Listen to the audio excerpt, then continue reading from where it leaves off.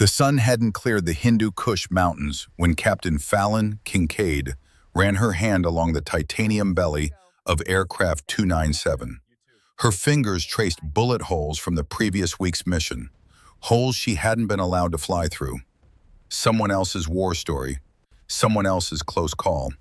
At 5'4" and 123 pounds, Fallon looked almost comically small beside the A-10 Thunderbolt. The aircraft wasn't beautiful. It was too angular, too brutal, too honest about its purpose. 30mm Gatling cannon, titanium bathtub cockpit, flying tank designed for one mission, close air support. Get low, get dirty, keep Americans alive. Fallon understood that mission in her bones.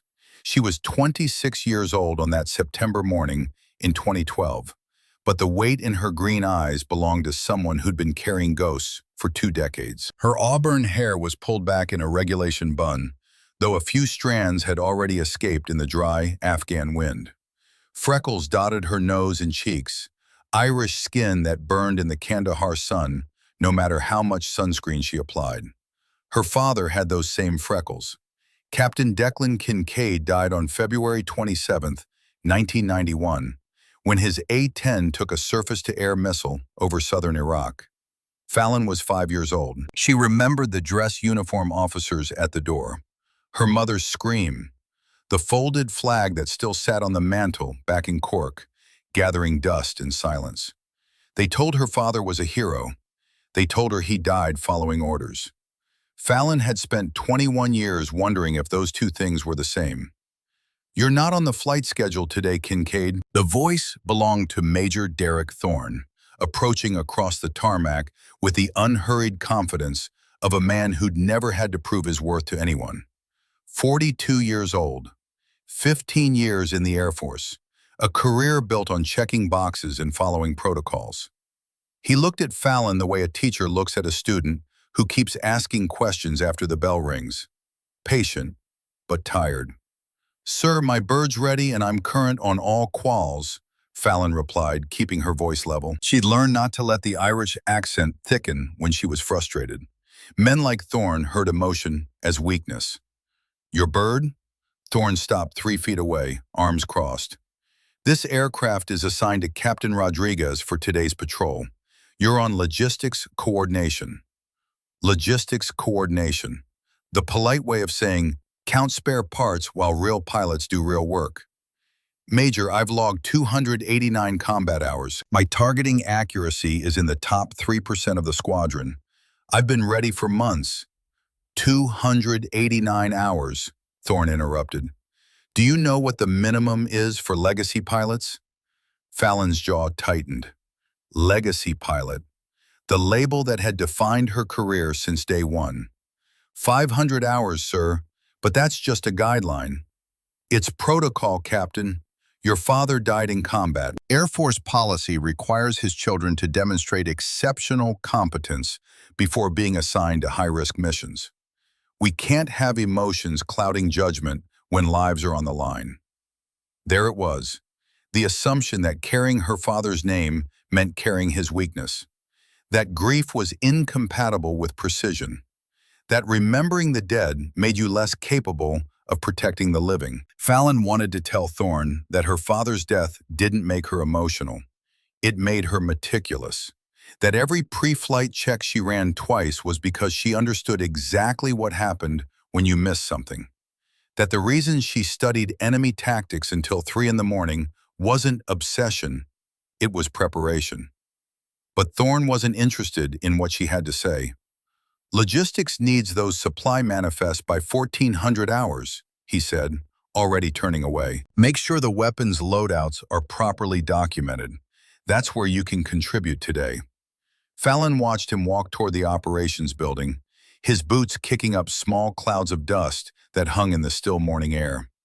Around her, other pilots were beginning their pre-flight routines, getting ready for the kind of mission she'd trained for, but was never quite deemed ready to handle.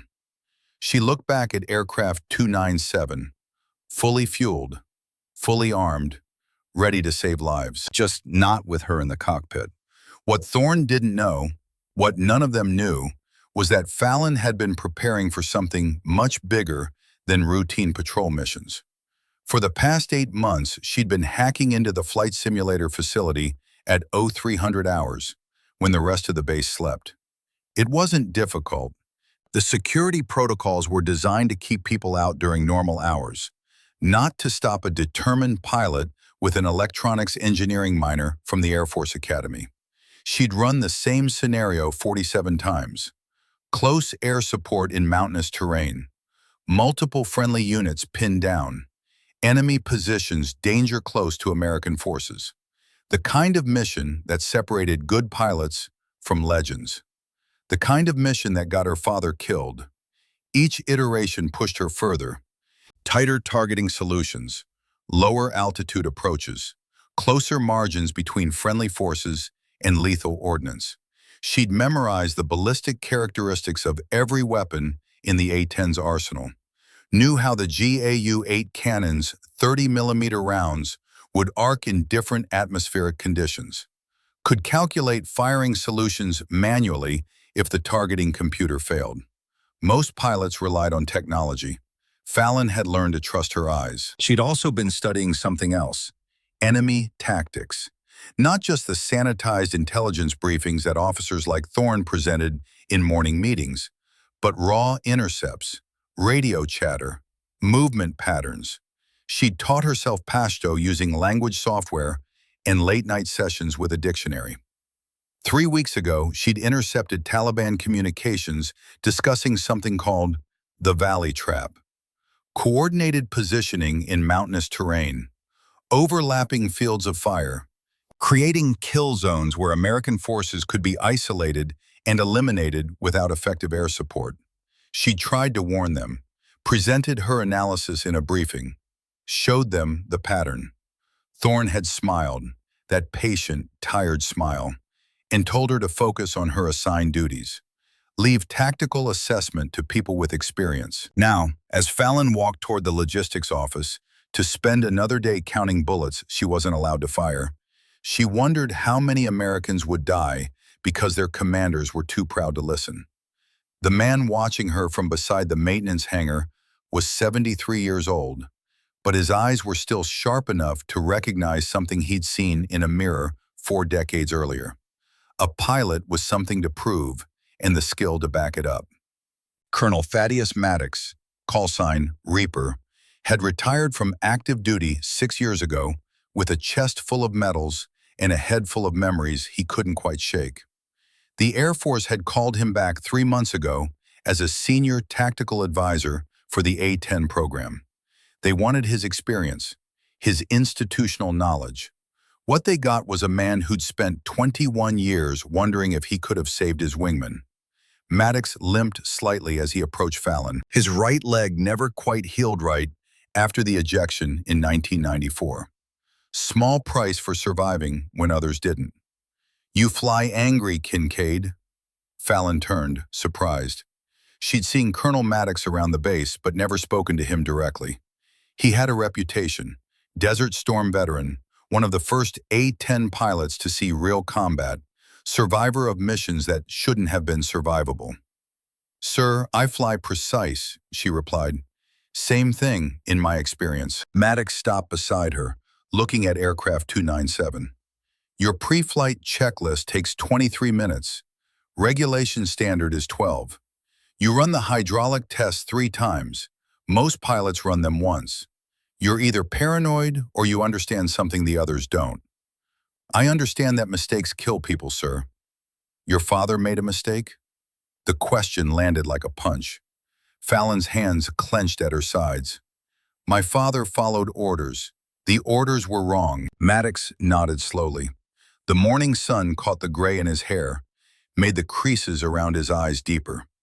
He looked at Fallon with an expression she couldn't quite read. Sadness, maybe, mixed with something else. "I knew Declan Kincaid," he said quietly. The world seemed to stop. In the distance, a C-130 was taxiing. Somewhere, a crew chief was shouting instructions. But Fallon heard none of it. "You, what?" "February 1991, Desert Storm. I was flying wing on your father during the push into southern Iraq. Maddox's voice was steady, but his jaw was tight.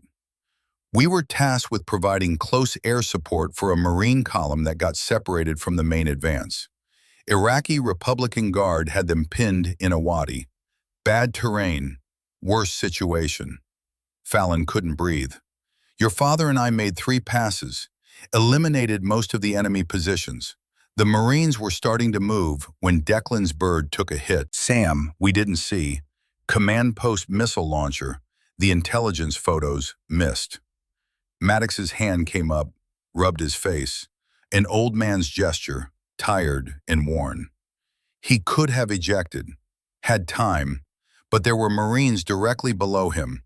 Young kids, 18, 19 years old, just trying to get home. If he'd punched out, his aircraft would have crashed right on top of them. So he tried to steer it away. Bought them maybe 10 seconds. Enough time for them to scatter, but not enough time for him to eject, Fallon whispered. No, the aircraft hit a ridgeline about half a click from the Marine position. I circled overhead, called for search and rescue, but Maddox trailed off. There was no need to finish the sentence. Fallon had heard the official version. Aircraft lost, pilot killed in action, hero, medal, flag. She'd never heard this version, the one where her father chose to die. Why are you telling me this?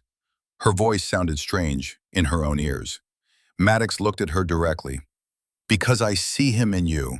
That anger that makes you check everything 3 times. That need to prove you're good enough. That certainty that if you're just perfect enough, precise enough, dedicated enough, you can save everyone. He paused. Your father had the same certainty. It got him killed.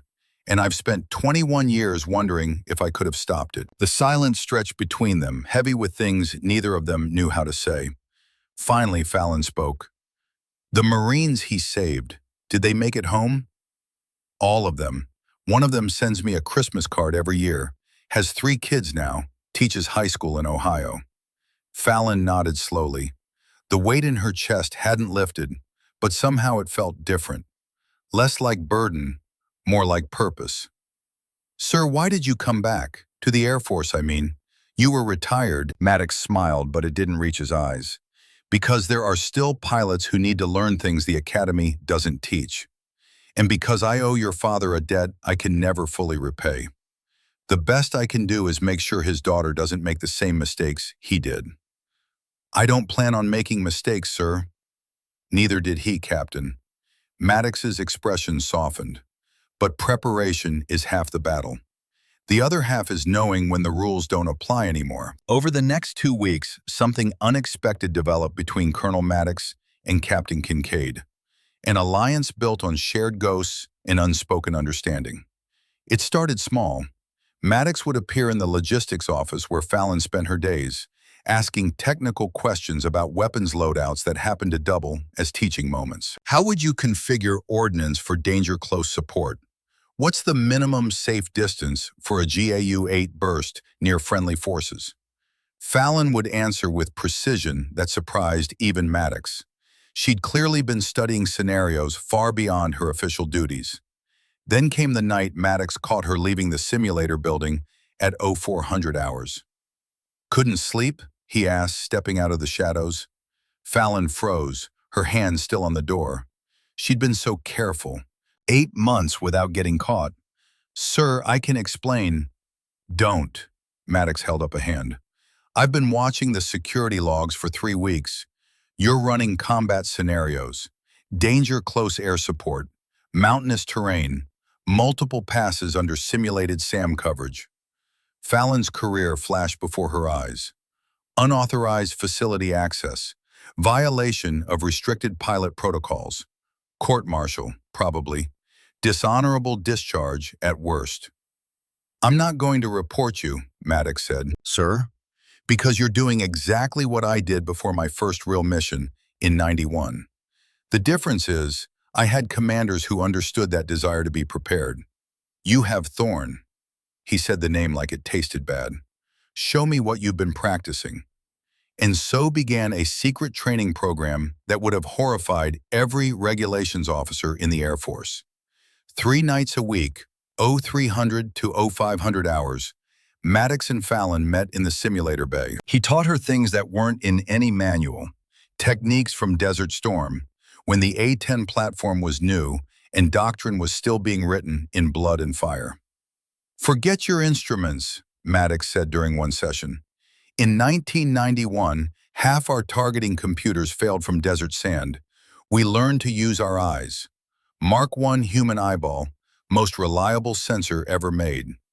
He showed her how to read terrain at 500 feet, how to identify friendly forces by their movement patterns alone, how to calculate wind drift and target lead without touching a computer.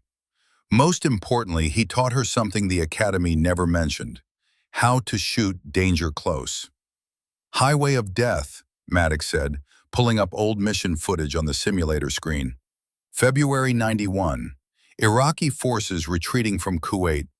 We had Marine reconnaissance teams danger close to the convoy, and I mean danger close. 30 meters, 40 meters.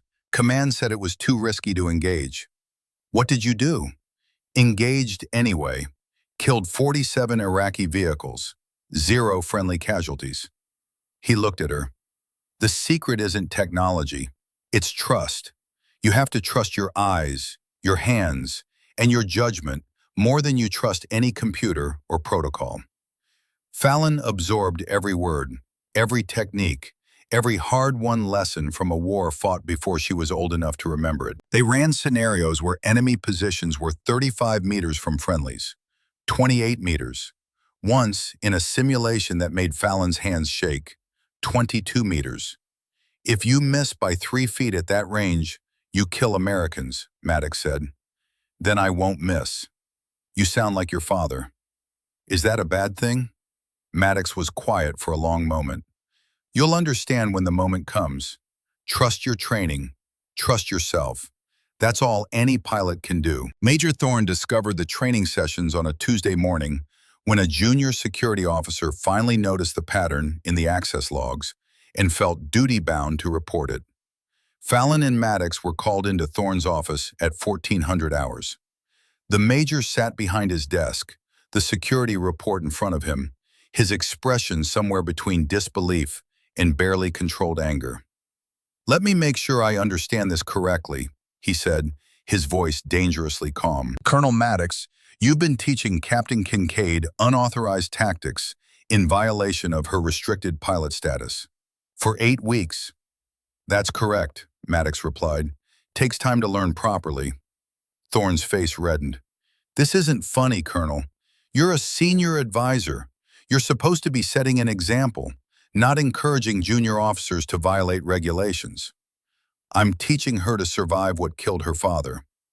Her father died because he took unnecessary risks, the exact same trait I see in Captain Kincaid.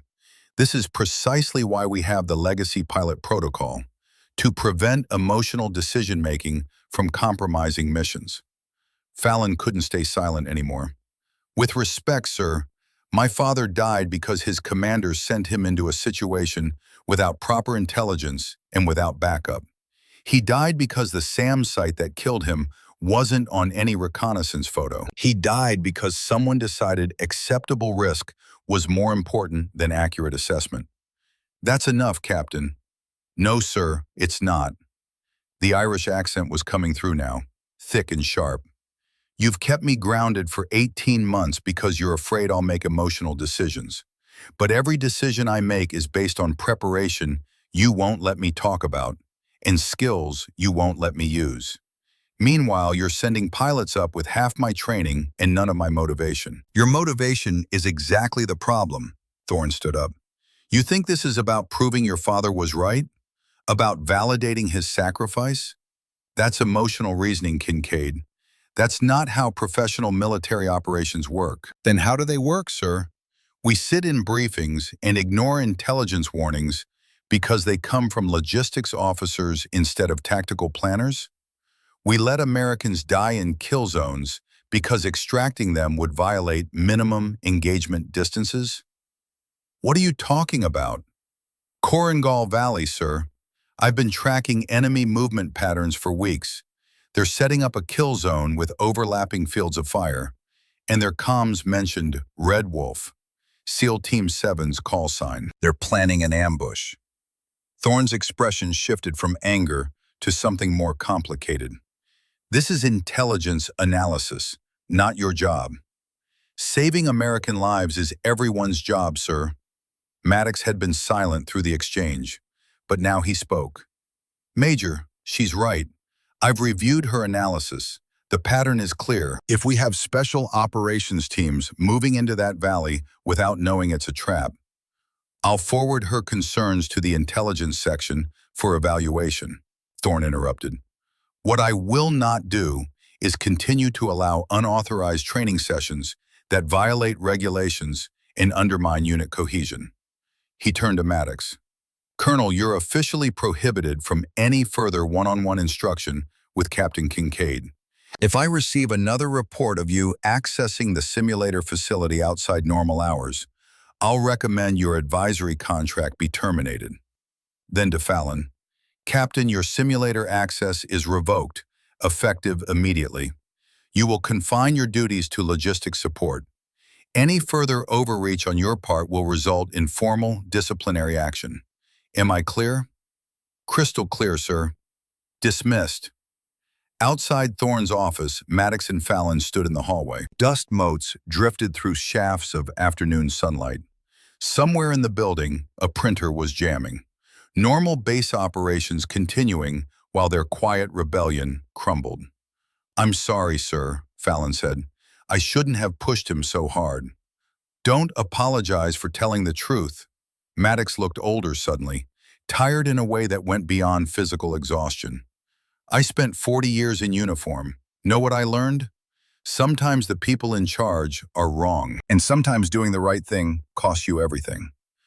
Was it worth it? Your career, I mean, every day I wonder, Maddox said, but I'd make the same choices. The lives we save matter more than the protocols we break. 2 days later, Fallon received an email from her brother. Lieutenant Rory Kincaid was 23 years old, a SEAL Team 7 platoon leader with 3 deployments under his belt and a reputation for being calm under pressure. He looked like their father, same sharp jaw, same intense eyes, but he had their mother's dark hair and easy smile. The email was short. Sis, can't say much about where we're going or what we're doing. You know how it is. But it's the real deal this time. Big operation, high risk, high reward. If things go sideways, I know you'll move heaven and earth to help. That's who you are, just like Dad. Stay safe up there. I need my big sister around to keep me humble. Love, R. Fallon read it 17 times. She noted what Rory didn't say. Didn't mention the target, didn't mention the location, didn't mention when. But she knew. SEAL Team 7, Red Wolf, the Valley Trap. She pulled out her annotated map, studied the terrain around Korengal Valley. If a SEAL team went in there without knowing it was a trap, they'd be torn apart. Isolated in terrain that made conventional rescue impossible. Too far for helicopter extraction without air superiority. Too close to enemy positions for standard air support. They'd need something else. Someone else. Someone precise enough to shoot danger close. Someone desperate enough to try what others called impossible. Someone who'd been preparing for exactly this scenario without knowing why. Fallon looked at the map until her eyes burned. Then she folded it carefully and put it in her pocket, right next to her father's old dog tags that she carried everywhere. Outside her quarters, the sun was setting over the mountains. In 12 hours, the morning briefing would reveal whether her analysis was paranoid fantasy or terrible prophecy. She didn't sleep that night. Instead, she sat at her desk and wrote a letter to her mother, just in case. Mom, if you're reading this, it means I made a choice you probably won't understand. But I need you to know it was the right choice, even if it doesn't feel that way. You raised me and Rory to be good people, to protect those who can't protect themselves, to stand up when it's easier to sit down. You taught us that by example, every day after Dad died, when you could have given up but didn't. Rory became a SEAL because he wanted to honor Dad's sacrifice. I became a pilot for the same reason. And if I don't come back, it's because I was trying to make sure Rory does. I love you. I love Rory. I love Dad, even though I barely remember him. And I promise you this, whatever happens next, I won't make the mistake of waiting for permission to do what's right. Your daughter, Fallon. She sealed the letter in an envelope, addressed it, and placed it on her pillow where it would be found. Then she pulled out the handwritten notes Colonel Maddox had given her during their last training session. Targeting solutions, engagement techniques, lessons learned in blood and fire 21 years ago. If you ever need this, Maddox had said, it means everything went to hell and you're the last option. In that situation, don't think, don't hesitate, trust your training, and do what needs to be done. Fallon studied the notes until she had them memorized. Outside, the base was quiet. Aircraft 297 sat on the flight line, fueled and armed for tomorrow's mission. A mission someone else was scheduled to fly. She checked her watch. 0300 hours, September 15th, 2012. Somewhere in the Hindu Kush Mountains, her brother and 380 other Americans were moving into position for an operation they didn't know was a trap. And Fallon Kincaid, restricted pilot with 289 combat hours and a dead father's legacy, was running out of time to prove that sometimes the people who aren't supposed to save the day are the only ones who can. The emergency klaxon shattered the afternoon quiet at 13:47 hours. Fallon was in Supply Building C, 300 yards from the operations center, conducting the mundane inventory work that had defined her existence for the past 18 months. Checking serial numbers, counting ammunition crates, making sure bullets were properly accounted for, even though she'd never be allowed to fire them in combat. The alarm's piercing wail cut through the building like a physical force. Every person on Kandahar Air Base knew that sound. It meant Americans were in trouble. It meant someone was dying. Fallon dropped her clipboard and ran. Her boots pounded the tarmac as she sprinted toward the operations center. Other personnel were converging from across the base, pilots scrambling from their quarters, maintenance crews abandoning their work, officers emerging from administrative buildings. The controlled chaos of a military installation transforming from routine operations to crisis response. She reached the ops center in 90 seconds, lungs burning from the sprint in 100-degree heat. The building's air conditioning hit her like a wall of cold as she pushed through the door, but she barely noticed. Every screen in the facility was lit up, displaying real-time intelligence feeds and tactical overlays that made her blood run cold. The main display showed a topographical map of eastern Afghanistan. Korangal Valley, rendered in high-resolution satellite imagery, and there, in the natural depression at the valley floor, surrounded by 3 ridgelines marked in hostile red, was a cluster of blue icons representing American forces. 381 blue icons. Major Thorne stood at the center of the operations hub, surrounded by junior officers and communication specialists, his face carved from stone as he processed incoming reports. Captain Jensen from intelligence was at his shoulder, pointing to various elements on the tactical display. The radio traffic was constant, overlapping voices, call signs, status reports bleeding together into a symphony of controlled panic. Fallon pushed through the crowded room until she could see the main screen clearly. Her eyes locked onto the tactical overlay, and everything she'd predicted, everything she'd warned about, was right there in red and blue. "Sir, we have confirmation," Senior Airman Bradley announced from his communication station. SEAL Team 7 and attached 75th Ranger elements are pinned down in grid square Tango 742. Initial count is 381 personnel surrounded by an estimated 800-plus enemy fighters. 381. The number hit Fallon like a physical blow. "What's the tactical situation?" Thorne's voice cut through the noise with command authority. Captain Jensen pulled up a detailed analysis on the secondary display. Enemy forces have established firing positions on 3 ridgelines, designated Alpha, Bravo, and Charlie. They've got heavy machine guns, RPGs, and at least 4 confirmed surface-to-air missile sites. Our people are in a depression at the valley floor with minimal cover and no viable extraction routes. Fallon's eyes tracked across the display. The enemy positions were exactly where she'd marked them on her map 2 weeks ago. The kill zone was precisely where she'd predicted. The trap had been sprung exactly as she'd warned, and Thorne had told her she was overthinking it. Helicopter extraction? Thorne asked, though his tone suggested he already knew the answer. Negative, sir, replied Chief Master Sergeant Williams from the logistics station. Those SAM sites have overlapping coverage of any potential landing zones. We already lost one Chinook attempting to get within rope extraction range. 8 crew members KIA. No way to get helicopters in there without eliminating those missile positions first. 8 dead. 8 Americans who tried to save others and paid the price. The number would climb higher if something didn't change. Then we eliminate the SAMs, Thorne said flatly. What's our air support capability? 4 F-16 Fighting Falcons inbound from Bagram, Jensen replied, checking his data feed. ETA 22 minutes. They're loaded with precision-guided munitions, JDAM and paveway laser-guided bombs. Should be able to handle the SAM sites and provide cover for extraction birds. Fallon stepped forward before she could stop herself. Sir, what about the enemy positions danger close to our people? The room seemed to notice her for the first time. Thorne turned, his expression shifting from intense focus to irritation at the interruption. Kincaid, you're supposed to be conducting inventory. I was, sir, until the alarm, but, she pointed at the tactical display.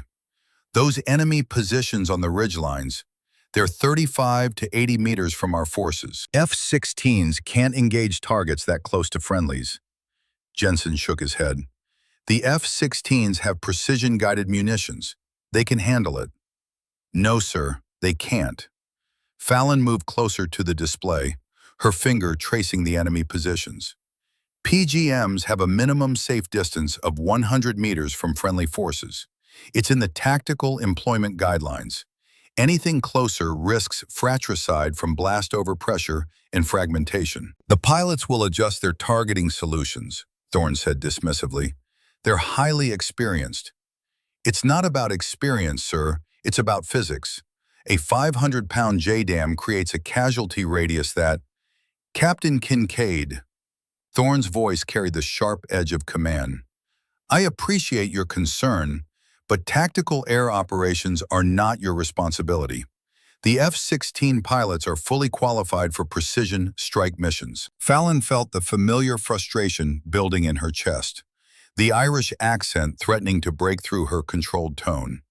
Sir, the A-10s could handle danger close support. The GAU-8 cannon can deliver precision fire at ranges the F-16s can't match. We have 4 birds on the line, fully loaded and... The A-10s are assigned to other missions. What other missions, sir? Routine patrol? Because there are 381 Americans about to die in a valley I told you 2 weeks ago was a trap. The room went silent. Every officer, every specialist, every person within earshot turned to look at the exchange.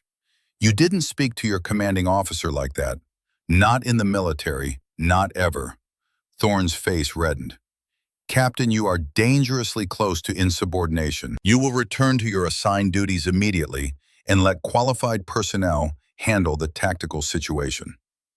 Qualified personnel who ignored intelligence warnings? Qualified personnel who are about to send fast movers against targets they can't engage? That is enough. Thorne took a step toward her.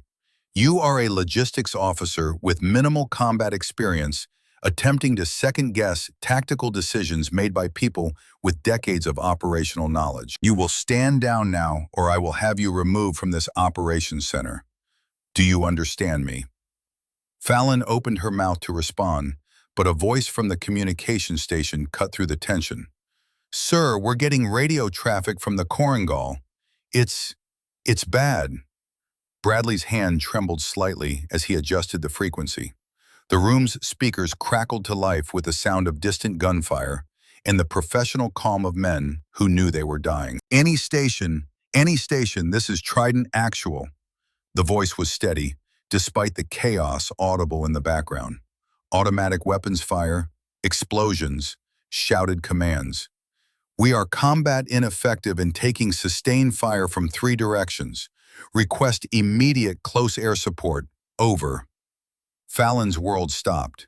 She knew that voice, had heard it her entire life, heard it teasing her at family dinners, heard it promising to stay safe during deployment goodbyes, heard it in her nightmares where she couldn't reach him in time. Lieutenant Rory Kincaid, her baby brother, platoon leader, SEAL Team 7.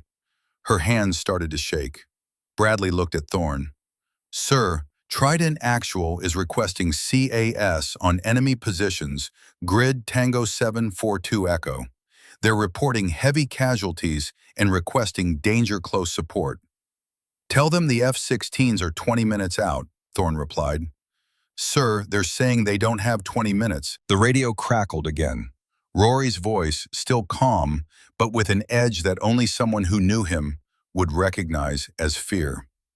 Trident Actual to any station. We have multiple wounded, including critical casualties. Enemy forces are advancing on our position. We need CAS now, or we will be overrun. I say again, we need danger close air support immediately. Fallon pushed past 2 junior officers to reach the communication station. She grabbed the handset before anyone could stop her. Trident Actual, this is Hawk. Say status of Lieutenant Kincaid. The pause lasted 3 seconds that felt like 3 hours. Hawk, this is Trident 7-2. A different voice now, rough with strain. Lieutenant Kincaid took shrapnel to the chest approximately 10 minutes ago. Corpsman says he's stable, but he's lost a lot of blood. We need medevac within the hour or... The transmission cut off as an explosion thundered in the background. When the voice came back, the professional calm had cracked slightly. Hawk, whoever you are, if you can get us air support, do it now. We're out of time. Fallon's vision seemed to narrow to a tunnel. The operations center, the officers, the displays, all of it faded to background noise. She could see only one thing clearly, the tactical map showing 381 blue icons surrounded by hostile red. And one of those icons was her brother, bleeding out in an Afghan valley, while the people with the power to help him debated protocols and procedures. She set the handset down carefully and turned to face Thorne. Sir, I'm formally requesting permission to launch an immediate close air support mission in aircraft 297. I'm current on all qualifications. The bird is fueled and armed, and I can be wheels up in 5 minutes. Thorne stared at her as if she'd suggested flying to the moon. Captain Kincaid, you are not authorized for combat operations. You have insufficient combat hours and you're emotionally compromised. The answer is no. My brother is dying in that valley, which is precisely why you cannot be trusted to maintain tactical objectivity. You will stand down. Sir, 381 Americans will be supported by the F-16 strike package according to established procedures and protocols. Thorne's voice was final. You are dismissed, Captain. Return to your quarters and await further instructions. Fallon looked around the operations center, at the officers who wouldn't meet her eyes, at the specialists monitoring communications from men who were dying, at the tactical display showing a situation that would get worse before it got better, if it got better at all, at Major Thorne, who had the authority to send her to help, and the blind faith in procedures that would prevent him from using it. She came to attention, saluted crisply, and walked out of the operations center. But she didn't go to her quarters. Fallon Kincaid had spent 26 years being the daughter of a dead hero. She'd spent 18 months being told she wasn't ready, wasn't experienced enough, wasn't trustworthy because she cared too much. She'd spent 8 months preparing in secret for a mission that everyone said was impossible. And she'd spent the last 5 minutes listening to her brother die while men in air-conditioned rooms debated response times and minimum engagement distances. She was done waiting for permission. Her quarters were a 4-minute sprint from the operations center. She burst through the door and immediately began stripping off her utility uniform. Flight suit first, the sage green Nomex that every combat pilot wore, built to survive fire and keep you alive during ejection. Her name tape was stitched above the right breast pocket, Kincaid. Her father had worn one just like it.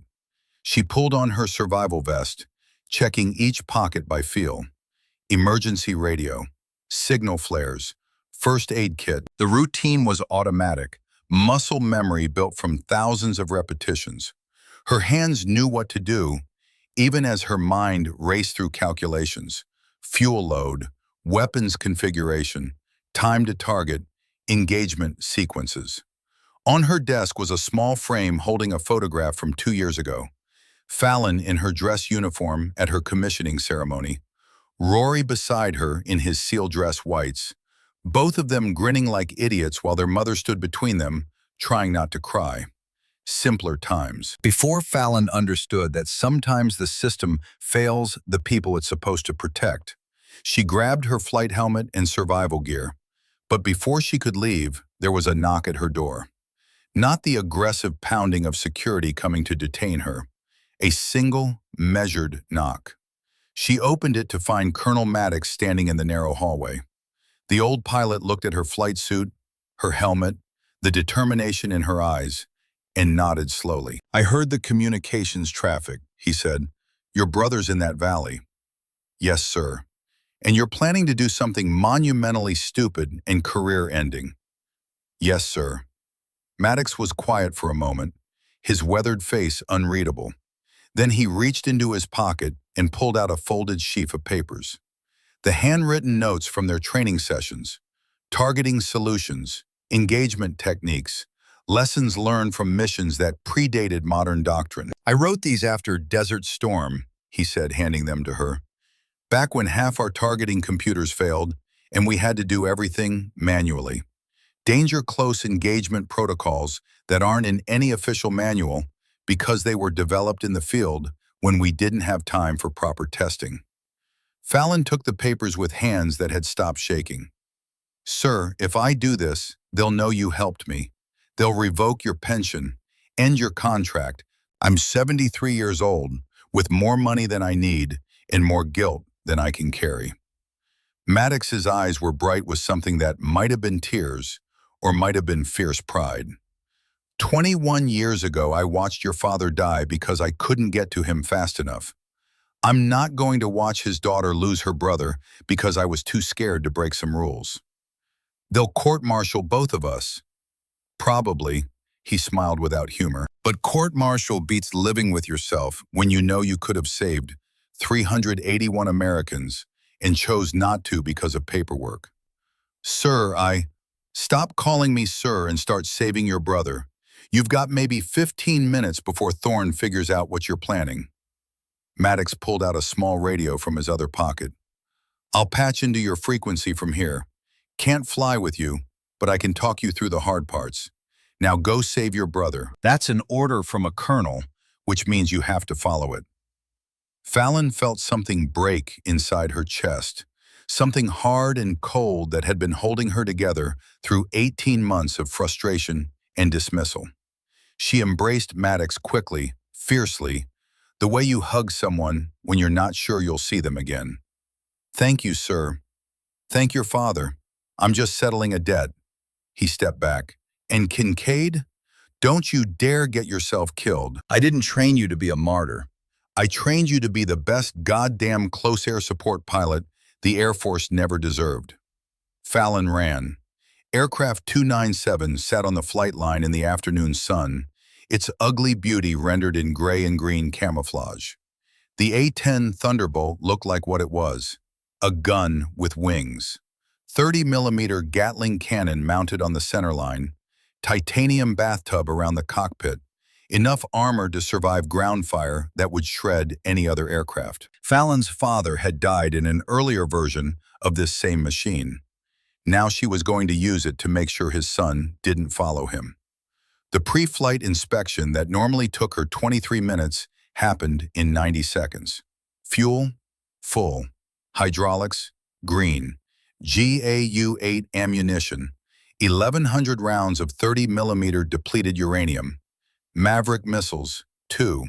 Rocket pods, full complement of 19 Hydra 70s. Everything she needed to start a war or save lives, depending on which end of the gun you stood. She climbed the ladder and dropped into the cockpit, her movements precise despite the adrenaline flooding her system. Harness straps over shoulders, lap belt secure, helmet connected, oxygen mask sealed. The ritual of preparation that every combat pilot had performed since humans first strapped machines to their backs and decided to fight gravity. Engine start sequence. Auxiliary power first, then the twin General Electric turbofans spooling up with their characteristic whine. The aircraft came alive around her, hundreds of systems performing their automated checks, the machine waking up and asking if its pilot was ready for war. Fallon was ready. Her radio crackled with tower communications. Aircraft 297, you are not on the flight schedule. State your intentions. She switched frequencies to the emergency band, the one monitored by every American unit in Afghanistan. When she spoke, her voice was clear and steady, despite everything riding on the next few minutes. Any station, this is Hawk 7 departing Kandahar for immediate close air support mission in the Korangal Valley. For anyone listening who thinks I'm not qualified for this mission, my name is Captain Fallon Kincaid. My father was Captain Declan Kincaid, killed in action February 1991, flying an A-10 over Iraq. Today, 381 Americans, including my brother, are dying in a valley while we debate protocols and procedures. She released the brakes and began taxiing toward the runway. 21 years ago, my father died following orders that were wrong. Today, I'm refusing to follow orders that are wrong. If I don't come back, I hope someone tells my mother that her daughter died trying to save her son. If I do come back, I'll face whatever consequences the Air Force decides I deserve. But right now, 381 American heroes need someone willing to break rules to do what's right. Hawk 7 wheels up in 30 seconds. She reached the runway threshold without anyone physically stopping her. Either the tower personnel were too shocked to respond, or someone higher up the chain had made the decision to let her go. Either way, she wasn't waiting to find out. Throttles forward. The twin engines responded with a roar that Fallon felt in her bones. The runway rushed past, concrete painted with faded markings from 1,000 previous takeoffs. The nose lifted. The main gear separated from Earth. At 14:23 hours on September 15, 2012, Captain Fallon Kincaid committed the most significant act of military insubordination in recent Air Force history and pointed her stolen aircraft toward the mountains where her brother was bleeding out. Behind her, the operations center erupted in chaos she couldn't hear and didn't care about. Ahead of her, the Hindu Kush Mountains rose like broken teeth against the afternoon sky, and somewhere in those valleys, 381 Americans were counting down their last minutes of ammunition. The radio crackled with Colonel Maddox's voice, gravelly and determined. Hawk 7, this is Reaper. I'm tracking your telemetry. Time to target is 12 minutes. Let's go save some lives. Fallon pushed the throttles forward and dove toward the mountains at 500 feet, low enough that radar would struggle to track her, fast enough that surface-to-air missiles would have minimal reaction time. She'd spent 8 months preparing for this mission. She'd spent 18 months being told she wasn't ready. She'd spent 21 years living in the shadow of her father's sacrifice. Now it was time to find out if she'd learned anything from all of it. The Korangal Valley waited ahead, a natural fortress that had killed American soldiers for a decade. Taliban fighters were dug in on 3 ridgelines with 800 guns and the absolute certainty that no American aircraft could engage them without killing the very people they were supposed to save. They were about to learn that certainty and reality were different things, and that sometimes the most dangerous person in the sky is a pilot who's been told her entire life that she isn't good enough, isn't ready, and isn't qualified, right up until the moment when she's the only chance anyone has left. The Hindu Kush Mountains filled Fallon's canopy like the teeth of some ancient predator. She was flying at 480 feet above ground level, low enough that she could see individual trees and rock formations, high enough to clear the ridgelines without turning herself into a crater. The A-10 wasn't built for speed. Maximum velocity was around 450 knots, slow compared to the F-16s that could hit the sound barrier. But it was built for exactly this kind of mission. Low, slow, lethal. 12 minutes from Kandahar to the Korangal Valley, Fallon had made the flight in 11. Her hands were steady on the controls despite the adrenaline coursing through her system. 8 months of simulator training had prepared her for this moment. Colonel Maddox's lessons had given her the tools. Her father's death had given her the motivation. But now, approaching a valley filled with 800 Taliban fighters and 381 trapped Americans, she felt something she hadn't expected. Calm. This was what she'd been born to do. Hawk 7, this is Reaper. Colonel Maddox's voice crackled through her helmet. I'm tracking your position. 2 minutes to target area. Advise when you have visual. Copy, Reaper. Beginning descent into the valley now. Hawk 7, be advised. I'm monitoring command frequency. Major Thorne is ordering you to return to base immediately. F-16 strike package is inbound. ETA 14 minutes. 14 minutes. Her brother had been told he had maybe an hour when he took that shrapnel. That was 15 minutes ago. Medevac couldn't launch until the SAM sites were neutralized. The F-16s couldn't engage the enemy positions that actually mattered because they were too close to friendlies. 14 minutes might as well be 14 hours. Reaper, tell Kandahar that Hawk 7 is experiencing radio difficulties and cannot receive their transmission. She heard Maddox's dry chuckle. Roger that. Radio difficulties. I'll make a note in the log. Fallon crested the final ridgeline, and the Korangal Valley spread out below her like a vision of hell rendered in earth and stone. The natural depression at the valley floor was perhaps 400 meters across, surrounded on 3 sides by rocky ridgelines that rose steeply from the valley floor. The 4th side opened to the north, but according to the intelligence briefing she'd memorized, that was where 2 of the SAM sites were positioned. A perfect kill zone, exactly as she'd predicted 2 weeks ago. Smoke rose from multiple points in the valley, some from American positions where they'd been setting smoke grenades to mark their location, some from burning equipment, some from explosions. Even from altitude, she could see the muzzle flashes. Hundreds of them. A coordinated fusillade of fire converging on the depression where the blue icons on her tactical display huddled together like a school of fish surrounded by sharks. Any station, this is Hawk 7 inbound to Korangal Valley for immediate close air support. Trident actual, mark your position with infrared strobes. The response came within seconds. A voice she didn't recognize, strained but professional. Hawk 7, this is Trident 7-2. We have strobes active. Be advised, enemy positions are danger close to our location. Closest concentrations are 3 to 5 to 80 meters from our perimeter. 35 meters, just over 100 feet, close enough to hit with a well-thrown rock. Trident 7-2, roger. Understand danger close. I'm configured for precision engagement. What's the status of Lieutenant Kincaid? Another pause. Gunfire rattled in the background of the transmission. When the voice came back, it carried weight. Hawk 7, Lieutenant Kincaid is... A longer pause. Ma'am, who is this? This is his sister. Tell me he's alive. He's alive. Doc's got him stabilized, but he needs a hospital. We all need to get out of here, ma'am. We've been in contact for 43 minutes. Ammunition is at 15%. If you've got ordnance and the guts to use it danger close, now would be the time. Fallon banked hard, rolling the A-10 into a position where her targeting pod could sweep across the ridgelines.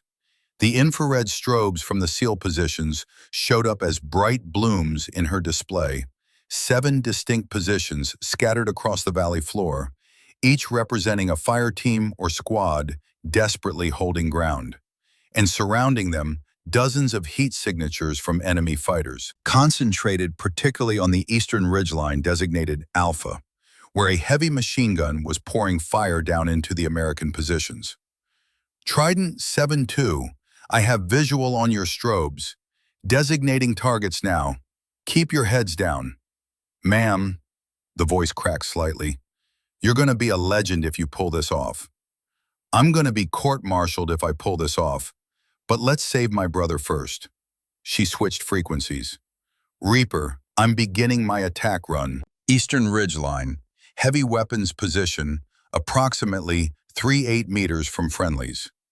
Hawk 7, that's the closest engagement I've ever heard of. Maddox's voice was tight. You miss by 10 feet and you're killing Americans. Then I won't miss. Fallon rolled inverted and pulled the nose down, diving toward the valley floor at an angle that would have made her flight instructors have heart attacks. The A-10 wasn't graceful, but it was honest. Point it somewhere and it went there. No fancy aerodynamics required. She leveled out at 300 feet, screaming across the valley floor at 400 knots, and acquired her target. The machine gun position was exactly where the thermal imaging showed it, a rocky outcropping on the eastern ridgeline with clear fields of fire down into the valley. She could see the muzzle flashes, could see the tracers arcing down toward American positions, could see, in her mind's eye, each of those rounds finding flesh and bone and ending lives. Not anymore. Her targeting reticle settled on the position. Range, 800 meters in closing. The GAU-8 cannon was slave to her helmet-mounted sight, which meant wherever she looked, 1,100 rounds per minute of 30-millimeter death would follow. 600 meters, 500, 400. Guns, guns, guns, she called, and pressed the trigger. The GAU-8 Avenger cannon was the most beautiful piece of machinery ever designed for killing. 7 barrels rotating at 4,000 revolutions per minute, each round a depleted uranium penetrator moving at 3,400 feet per second.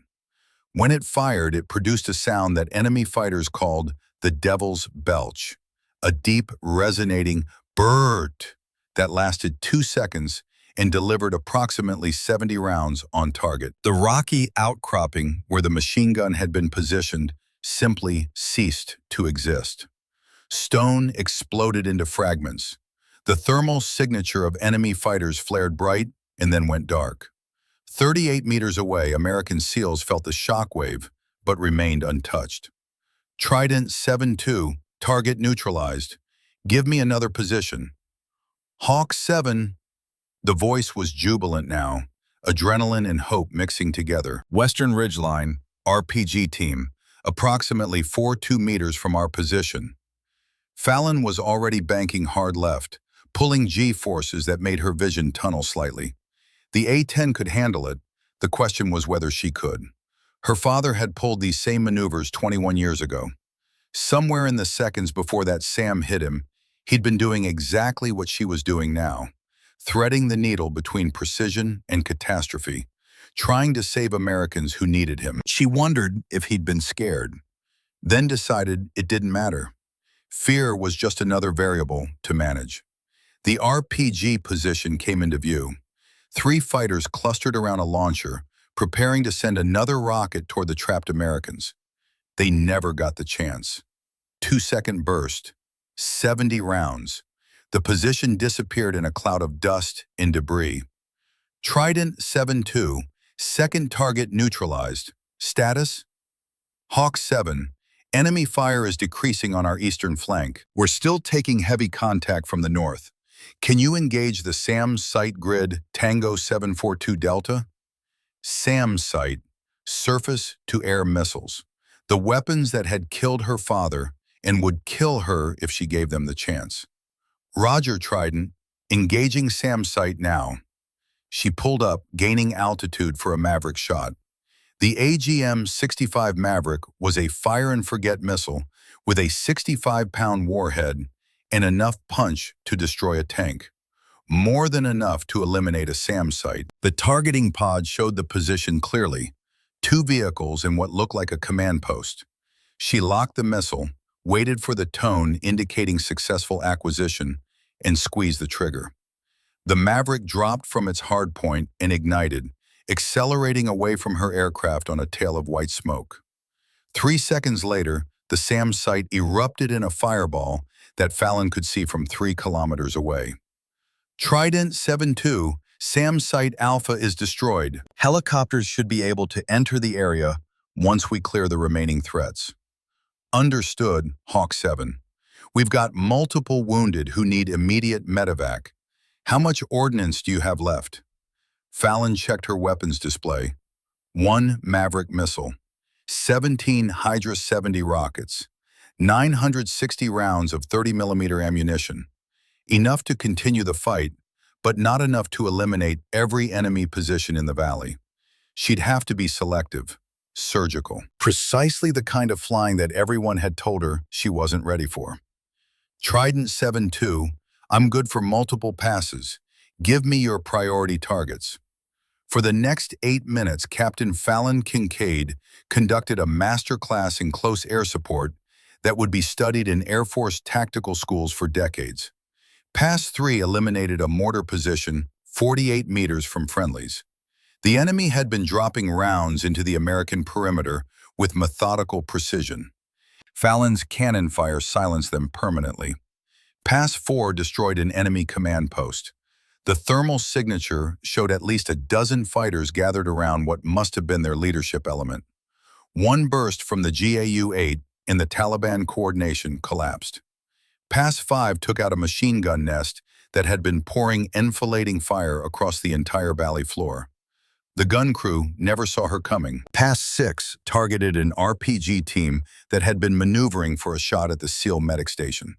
Fallon put rounds through their position with surgical precision, close enough that Rory's team felt the concussion, but far enough that they remained unharmed. By the time she rolled into Pass 7, the enemy fire was noticeably diminished. The Taliban fighters who remained were no longer coordinating their attacks. They were breaking, running, trying to escape the angel of death that kept appearing overhead with her terrible cannon and her impossible accuracy. But Fallon wasn't done. Pass 7 was for the second SAM site, the one positioned on the northern ridge that had prevented helicopter extraction. She dove toward it at an angle that brought her within range of the missiles themselves. A calculated risk that made every instinct scream at her to break off. She didn't break off. Reaper, I'm engaging SAM Site Bravo. This is gonna get interesting. Hawk 7, those missiles have a lock-on time of 4 seconds. You're flying into their engagement envelope. I know, but if I don't take them out, the medevac birds can't land. She armed her last Maverick missile and locked the target. The SAM site was tracking her now. She could see it on her threat display. 4 seconds until they could fire. 3 seconds until her missile was in range. Time moved like honey.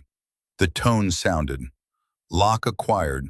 She squeezed the trigger and immediately rolled into a defensive break, pulling 8 Gs as she dove toward the valley floor. The missile flew true, impacting the SAM site just as the enemy was preparing to fire. The explosion was massive. Secondary detonations as stored missiles cooked off. A pillar of smoke and fire that rose hundreds of feet into the Afghan sky. SAM Site Bravo is destroyed, Fallon called, leveling out at low altitude. Extraction corridor is open. Hawk 7, this is Trident 7-2.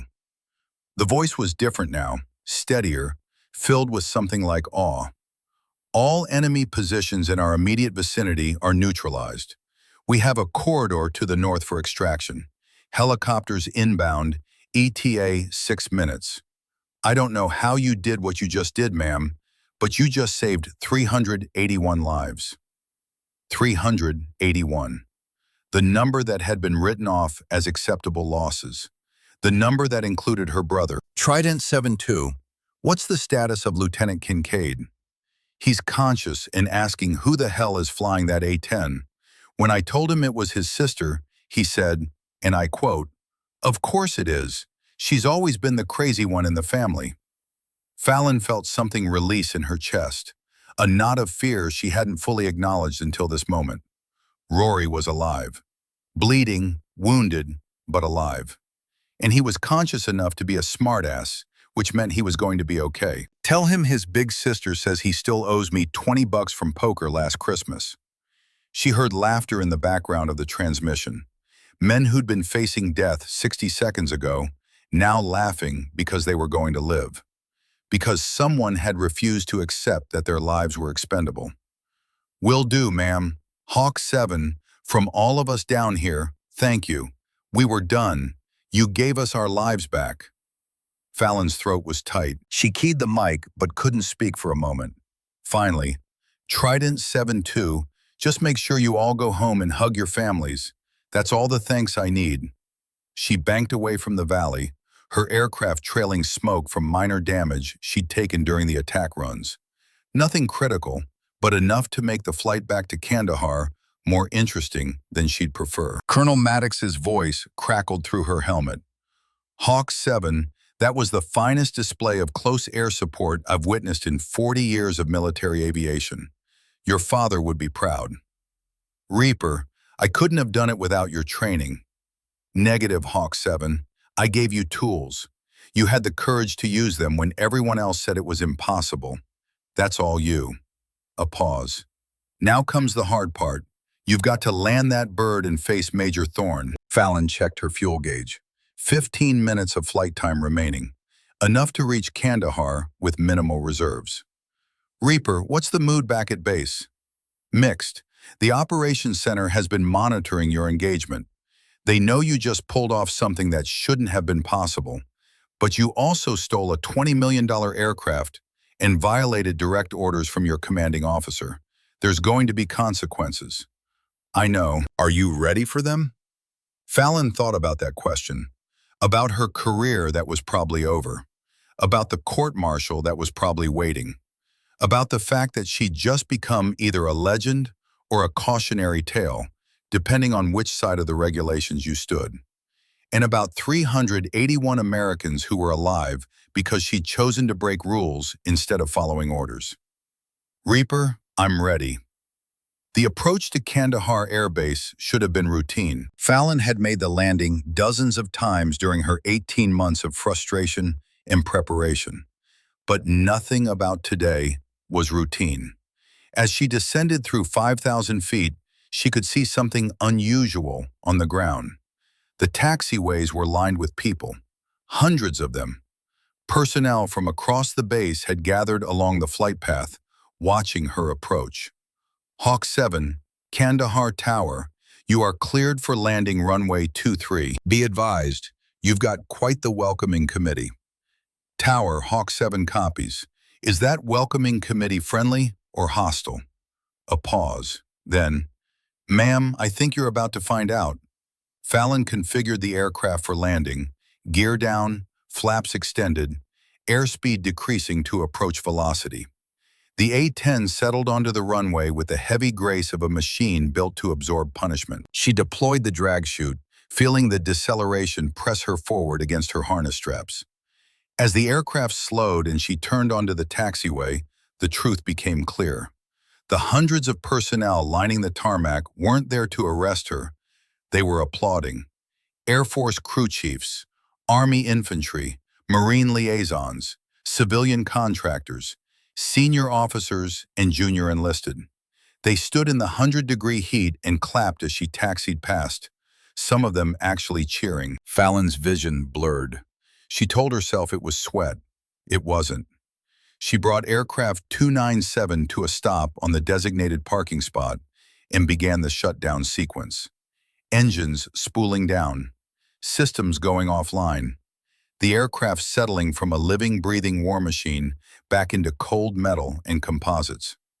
When she finally climbed out of the cockpit and descended the ladder, her legs were shaking.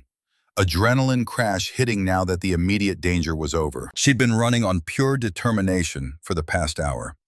Now that determination was draining away, leaving behind exhaustion and the full weight of what she'd done. Major Thorne was waiting at the bottom of the ladder. His face was unreadable, somewhere between fury and something else, something that might have been grudging respect. Captain Kincaid, his voice was tight, controlled. You stole a $20 million aircraft. You violated direct orders. You conducted unauthorized combat operations in defiance of your commanding officer. Fallon came to attention, every muscle protesting. Yes, sir, I did all of those things. You also, Thorne's voice cracked slightly. He cleared his throat and tried again. You also saved 381 American lives with 0 friendly fire casualties. SEAL Team 7 is reporting successful extraction. All personnel accounted for. Your brother is stable and en route to Landstuhl Medical Center in Germany. The crowd around them had grown. The applause had stopped, but hundreds of people were watching this exchange, waiting to see what would happen next. Sir, I accept full responsibility for my actions. If there are charges to be filed, I'm prepared to face them. Thorne looked at her for a long moment. Then he did something Fallon had never seen him do. He smiled, not the tired, patient smile of a teacher dealing with an irritating student. A real smile, genuine and warm. Captain, you're either the bravest pilot I've ever met or the most reckless. I honestly can't decide which. He extended his hand. But you saved those men using tactics and precision that I wouldn't have believed possible if I hadn't watched it on satellite feed. So before we discuss the regulations you violated, I want to say thank you.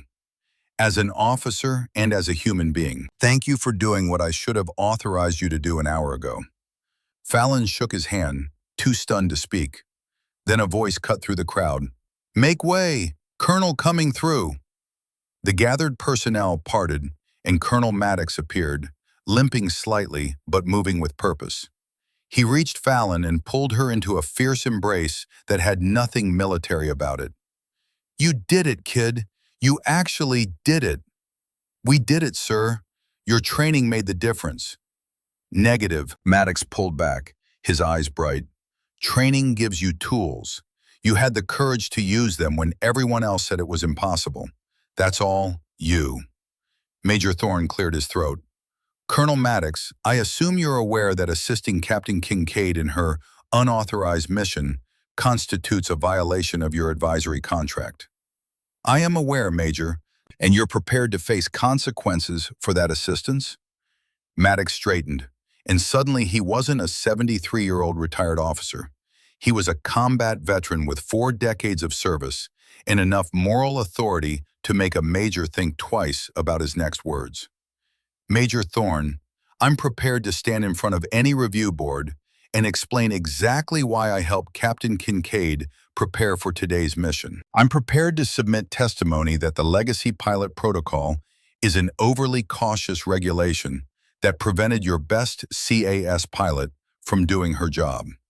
And I'm prepared to accept whatever consequences come from saying that 381 American lives are worth more than any regulation in any manual. The silence was absolute. Then from somewhere in the crowd, a voice called out, "Hoo-yah!"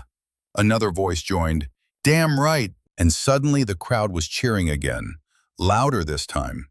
Not just applause, but genuine celebration. These were people who understood that sometimes doing the right thing meant breaking the rules, that sometimes the system was wrong, and individuals had to be brave enough to say so.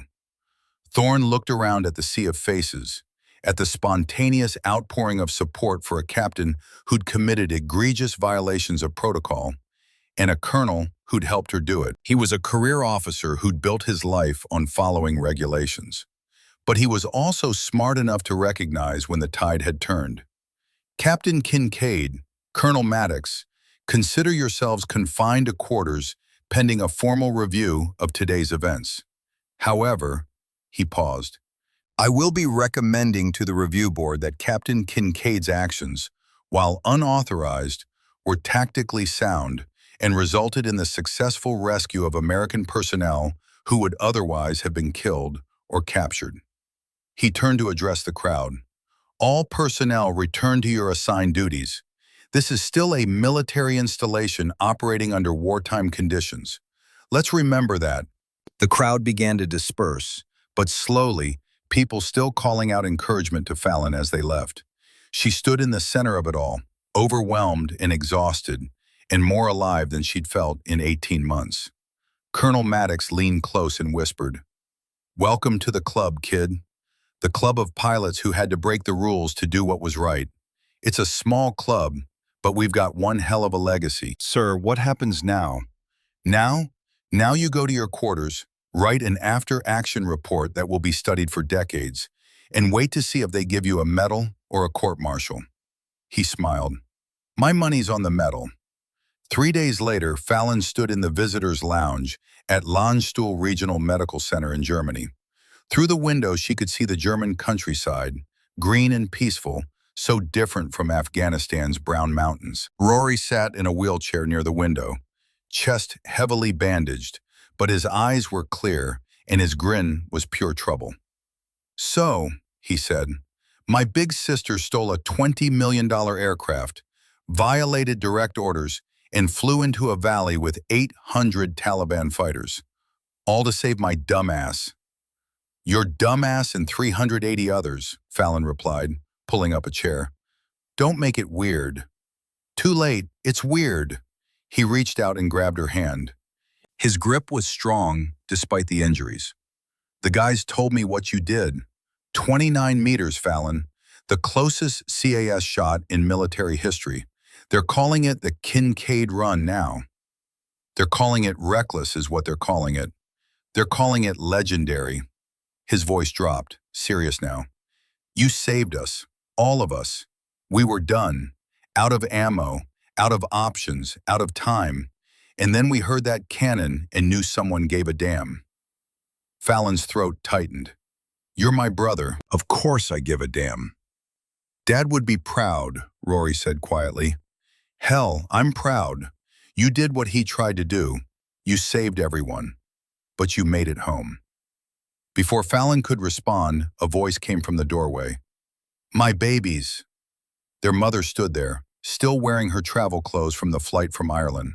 Her face was lined with 21 years of grief, but her eyes were bright with tears of relief. She looked at her children, both alive, both whole, both here, and something in her seemed to finally exhale. "Mom!" Fallon stood, and suddenly she was 5 years old again, needing her mother to tell her everything would be okay.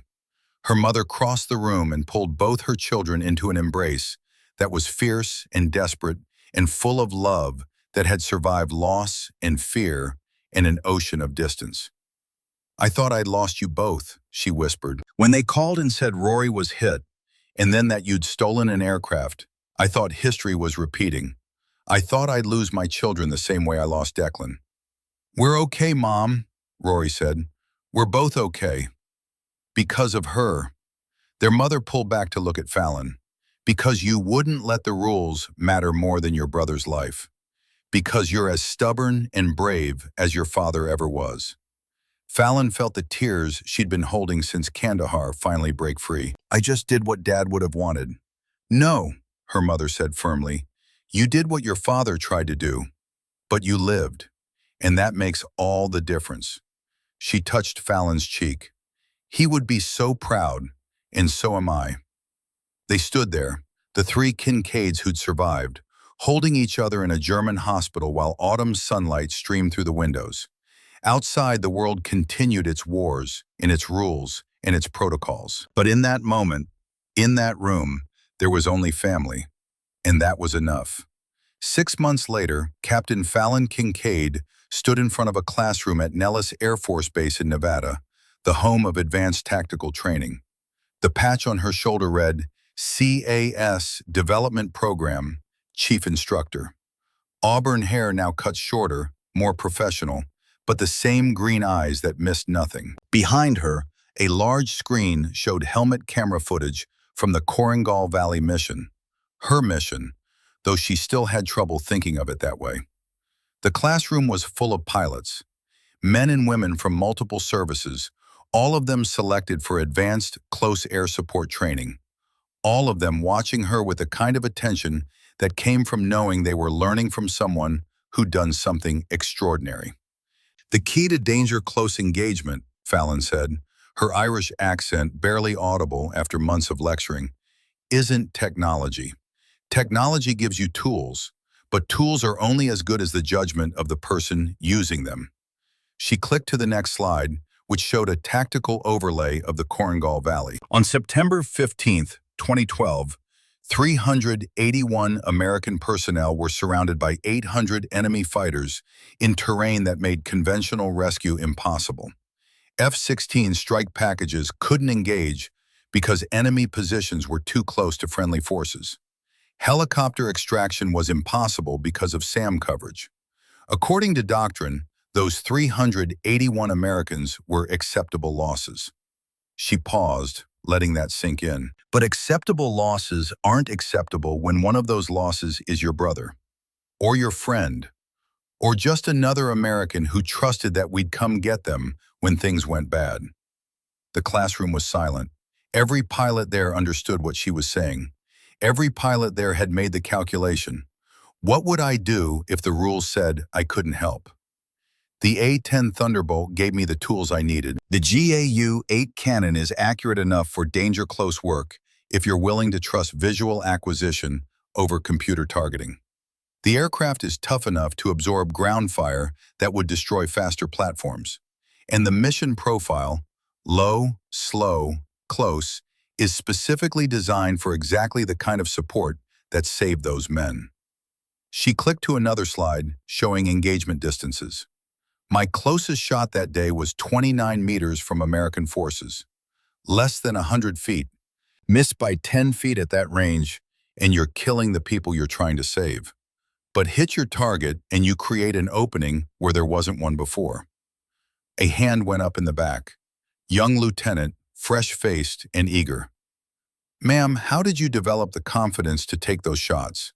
The regulations say minimum safe distance is. The regulations are guidelines based on average conditions and average pilots, Fallon interrupted. But sometimes you're not in average conditions. Sometimes you're in the worst conditions imaginable, and you're the only option available. In those moments, you have to trust your training and your judgment more than you trust a manual written by people who weren't there. Another hand. Ma'am, did you face disciplinary action for violating orders? Fallon smiled. I faced a review board, spent 2 weeks thinking I was going to be court-martialed. Instead, I was awarded the Distinguished Flying Cross and assigned to develop new training protocols for danger-close CAS. She gestured around the classroom. This program exists because sometimes individuals have to show the institution what's possible before the institution is willing to update its doctrine. The door at the back of the classroom opened and Colonel Maddox entered, moving slowly but steadily. He'd officially retired for the second time 3 months ago, but he still visited the training program regularly. Old pilots never really left the service. They just changed which uniform they wore. Don't let me interrupt, he said, settling into a chair in the back row. I'm just here to watch the master work. Fallon felt her throat tighten slightly. Maddox had fought to get his pension restored after the review board initially moved to strip it. The fight had taken months, but eventually sense had prevailed. You didn't punish a decorated veteran for helping save 381 American lives, even if he'd violated protocols to do it. Class, some of you may recognize Colonel Thaddeus Maddox, Desert Storm veteran, one of the first A-10 pilots to see real combat, and the man who taught me everything I know about danger-close engagement. The pilots turned to look at Maddox, and several of them started to applaud. He waved them off, embarrassed. Captain Kincaid is being generous. I taught her some techniques from 1991.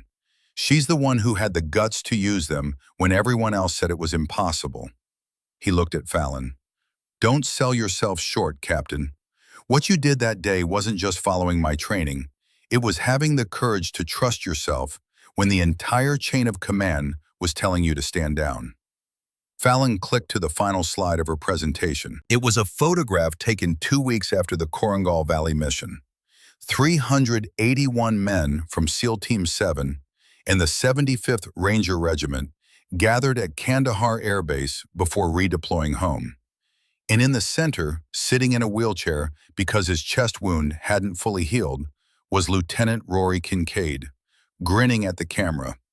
"These are the 381 reasons I did what I did," Fallon said quietly.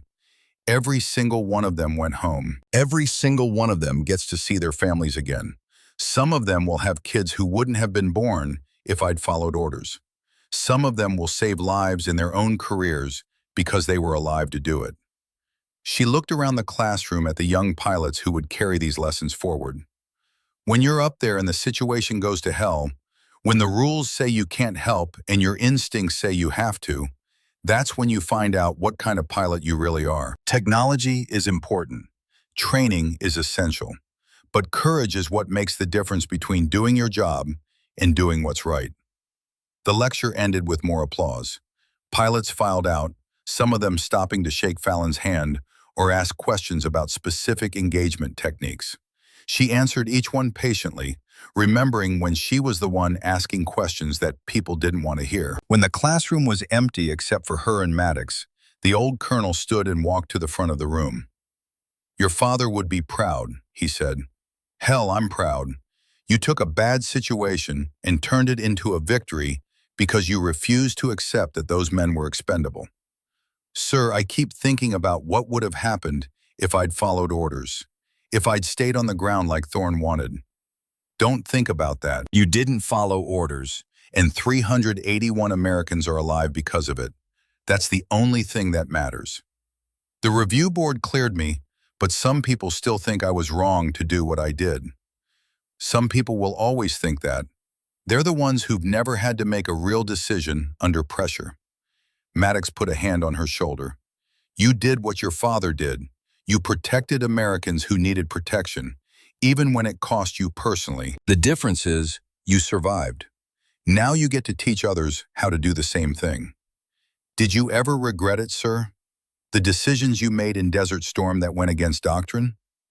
Every day I wonder if I made the right choices," Maddox said.